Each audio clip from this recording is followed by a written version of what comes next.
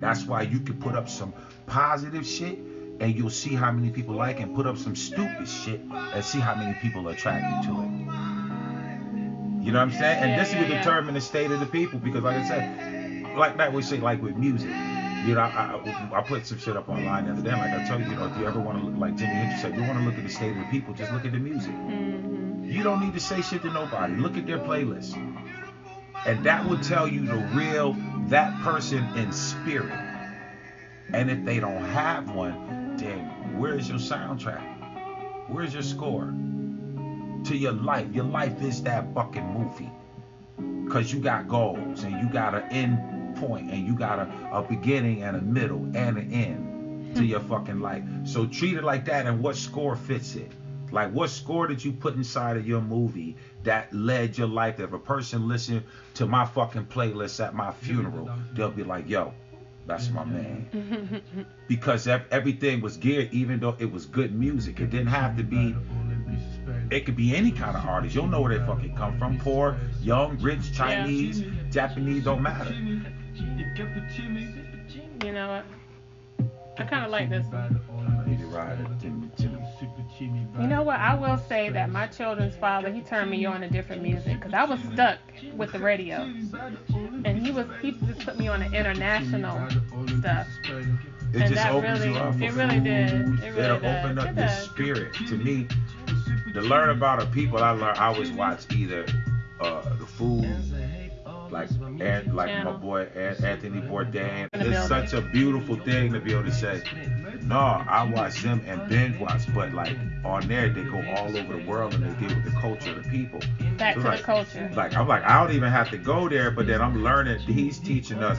Now it inspired me, like, okay, I want to go to Suriname. The culture for me brought me back to the Bible, because I think it's so many basics that if we memorize even 10% of the wisdom that you can gather from it, it will be very rich and it could inspire your life. Now, I think where people get very religious is they focus on the individuality, where it's not about that. It's really about the mission that Jesus had on the planet, which was to love the people and to show them the greatness that we have within us. You know, so that's the walk. So memorizing the Bible for me is motivation to tighten up my memory. You know what's incredible. You know, like I said before, now when you type in, you know, when you look up, you know, go and get into the Bible. In that tower of confusion. And then what happens is, it's like the Bible is a tower of confusion. No, it's a play on words. It was a deep play. It was a deep play. I followed you. It's like, or is it Santa or Satan? Like I said, you could take one letter and put at the end of the word and make it Satan. Like dog and God. Everybody always plays that one. So at the same time, there's a definite play on words within. To me, like, there's a play on words with numerology and certain shit, because like I showed you that before, where there's a real reason why I would say, well, I kind of keep a distance because of I go into it, but at the same time keep a distance from that style of play when you started dealing with people's emotions without physically meeting them, because I haven't physically met you and I'm dealing with your emotion. You're very much, that's true. I haven't physically met you, so I don't even know if I'm equipped to deal with your emotion yet. Because I haven't physically met you, so I didn't even see how you might come as no fucking be extremely wild. How do you build out this energy? I'm sorry to cut you off. How do you build off this? If this is the Northern Soul that you're talking about, this whole culture, right, that you are expressing and bringing back to our memory, how do we like expand out and keep the conversation coming and the build, you know what I mean, and the sharing of the music, of the artists, the poetry, the families? Well, you know, again, like to say, you can bring it out in a way, but successfully bringing it to the people that need to hear, because again, are we busy trying to save the devil or help an angel? You know what I'm saying? That depends on, in this point in life, that's the balance. That's the balance. It's the creative balance. You gotta do both. You gotta do both. But now at the same time, I can be 90-10. I could be 90% positive, 10% negative. Well, I gotta be 50-50. I used to want to be all I mean, light. I get it. used to be want to be all light. I get it. That's balance. I said, but then now wanting to be all white is a physical trait. That was something not white, light. I wanted to be on the light side only. I wanted to denounce all darkness. You can still be in light and know what darkness is. I was neglecting that part of the equation, and that was imbalanced. The only way to know what darkness is to understand light. It's like the only way to understand darkness is to have had light first. Okay, so it's you know what I'm saying? It's like a lie has to start from the truth.